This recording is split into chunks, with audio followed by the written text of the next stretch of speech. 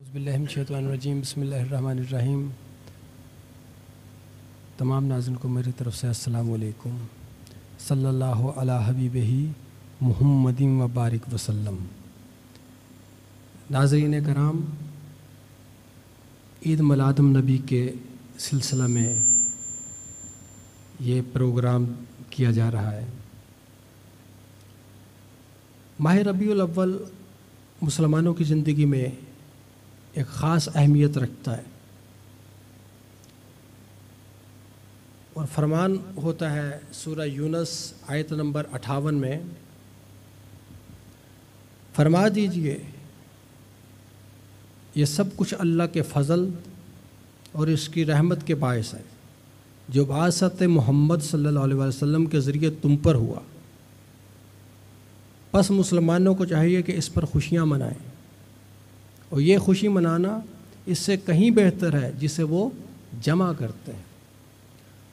قرآن پاک نے ہمیں یہ حکم دیا ہے کہ اللہ پاک کی عظیم نعمت جو بعثت محمد صلی اللہ علیہ وسلم کی صورت میں مسلمانوں پر جلوہ گر ہوئی، اس پر خوشیاں منائیں۔ ناظرین کرام، ہر خوشی ایک جیسی خوشی نہیں ہوتی، ہر خوشی کی نوعیت، اہمیت، حقیقت مختلف ہوتی ہے، اور ہر خوشی کا جو اظہار ہے اس کے بھی مختلف طریقہ کار۔ جیسا کہ ہمیں حکم دیا جا رہا ہے کہ خوشی مناؤ، ہمیں یہ دیکھنا ہوگا کہ یہ خوشی کی نوعیت کیا ہے۔ ذوق پرواز گروپ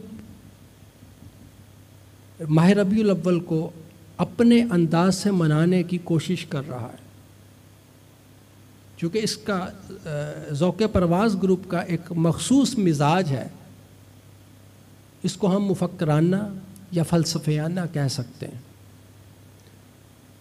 قرآن پاک کی تشریح و تعبیر، تفسیر ہر مکتبہ فکر نے اپنے انداز سے کی ہے، ہر اسکول آف تھاٹ اپنے نظریے سے، ہر عالم دین اس کو اپنے نقطہ نظر سے اس کی تفسیر کرتا ہے۔ گویا کہ قرآن پاک میں بہت ہماگیریت ہے۔ ناظرین کرام، عید میلاد النبی ماہ ربیع الاول ولادت حضور نبی کریم علیہ الصلوۃ والسلام کا مہینہ ہے۔ اب اس میں بہت سارے اختلافات ہیں کہ وہ دن 9 ربیع الاول ہے، 7 ربیع الاول ہے، 12 ربیع الاول ہے۔ القصہ مختصر کہ دن جو بھی کوئی ہو، ایک بات طے ہے کہ مہینہ ربیع الاول ہی ہے، لہٰذا اس پورے مہینے کو ہم ولادت مصطفیٰ صلی اللہ علیہ وآلہ وسلم کے سلسلہ میں اس کو مناتے ہیں۔ سوال یہ پیدا ہوتا ہے کہ ذوق پرواز اس کو فلسفیانہ انداز سے تو کس طرح منائے گا؟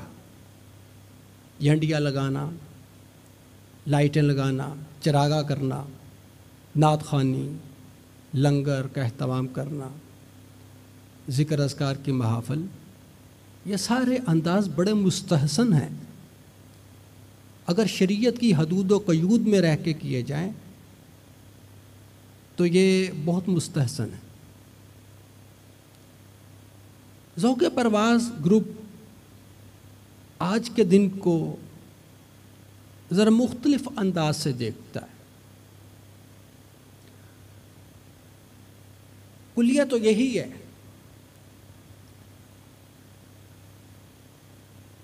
مختلف نقطہ نظر رکھنے والے کم لوگ ہوتے ہیں، عمومی نقطہ نظر رکھنے والے زیادہ لوگ ہوتے ہیں۔ قرآن پاک میں ارشاد ہوتا ہے کہ آپ فرما دیجئے یہ سب کچھ اللہ کے فضل اور اس کی رحمت کے باعث ہے، یعنی حضور نبی پاک علیہ الصلوۃ والسلام کی جو بعثت ہے یہ اللہ پاک کی خاص رحمت ہے، خاص فضل و کرم ہے۔ بس مسلمانوں کو چاہیے کہ اس پر خوشیاں منائیں۔ سب سے پہلے خوشی منانے سے پہلے ہمیں یہ دیکھنا ہوگا تو یہ کس قسم کی نعمت ہے، یہ کس قسم کی نعمت ہے جو ہم پہ عطا ہوئی۔ اس کا ظاہری پہلو کیا ہے؟ اس کا ظاہری پہلو اگر ہم قرآن سے استدلال لیں تو جیسا کہ فرمان ہوتا وَرَفَعْنَا لَكَ ذِكْرَكَ، اور ہم نے آپ کا ذکر آپ کے لیے بلند کر دیا۔ سب سے پہلے تو یہ طے ہوگا کہ بلندی کیا ہے۔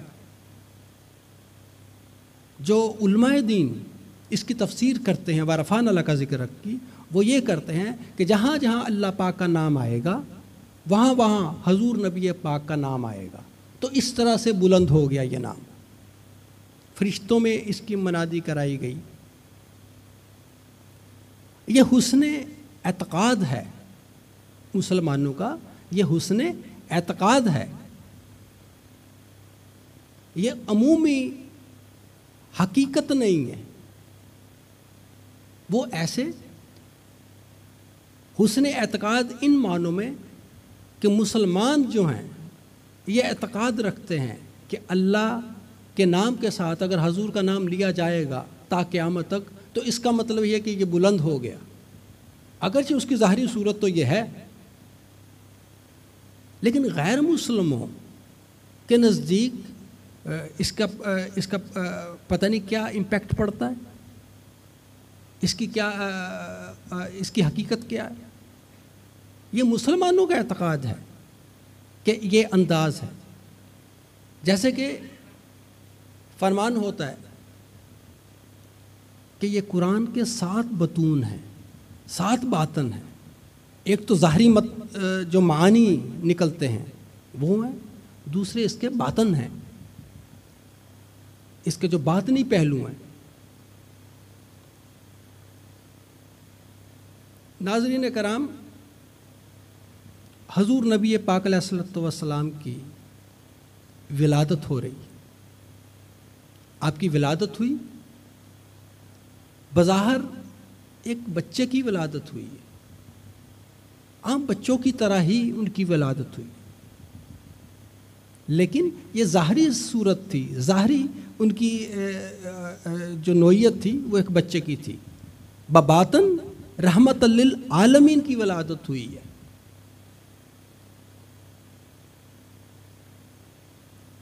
ظاہری الفاظ اپنی حقیقت، ظاہری الفاظ کی حقیقت تک پہنچنا، یہ صوفیہ کرام نے اس پہ غور و فکر کیا ہے۔ حضور نبی پاک علیہ الصلوۃ والسلام کی ولادت ہو رہی، آپ کی ولادت ہوئی، اور مکے کے اندر جو سب سے بڑا بت تھا جس کو حبل کہتے تھے وہ گر کر پاش پاش ہو، لات و منات جو باہر کے جو 2 بت تھے خانہ کعبہ کے دروازے کے ارد گرد وہ لرز گئے، آتش کدہ ایران کی جو آگ برسہ برس چل رہی تھی آپ کی ولادت سے وہ سرد ہو گئی، آگ بجھ گئی، تو مہنت پجاریوں نے اس سے یہ نتیجہ نکالا کہ اب ہمیں خطرہ لاحق ہو گیا، کہ جس چیز کا ہمیں ڈر تھا وہ ہو گئی۔ حضور نبی پاک علیہ الصلوۃ والسلام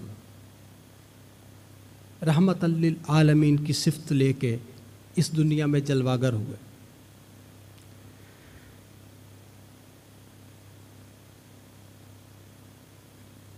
حضور نبی پاک علیہ الصلوۃ والسلام